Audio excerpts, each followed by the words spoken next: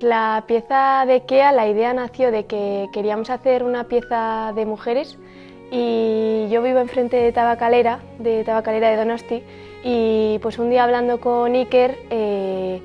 pues se nos ocurrió qué mejor idea que hacer un homenaje a las cigarreras, ya que ahora es un centro cultural, ¿no? Pero pues que nos da mucho ese espacio, y pues ir a ese origen, y aprovechando que queríamos hacer una pieza para mujeres, pues nos vino pues a la mano.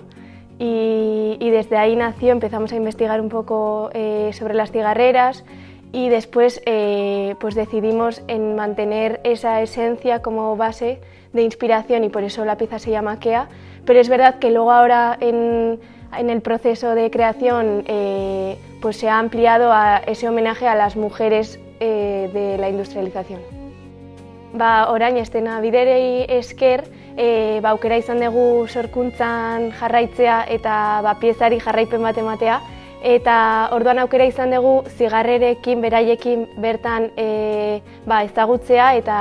aurkeztea gure ideia, eta estena bidera aurkeztu genuen zatitxo hori erakustea beraiei ere, eta asko poztu ziren egia esan, jakitea beraiei omenaldi bat egiteko pieza hau sortzen ari gerala. Eta orduan orain Estenabideko erresidentziari esker eduki dugu aukera beraien ahotsak ere grabatu eta musikan sartu ahal izateko, eta beraz izaten ari da pieza bat askoz osoagoa, eta benetan guretzako hasieratikan omenaldi bat zenez nahi genuen benetan benetazko historia ezagutu eta kontatzea, ez? Beti errespetutik eta benetazko omenaldi bat izateko.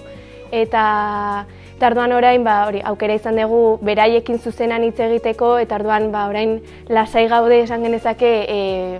benetazko historia bate kontatzen degula, eta beraiek oso, azkenan parte hartzea ere beraiek ematen dio Kea ikuskizunari bere garrantzia.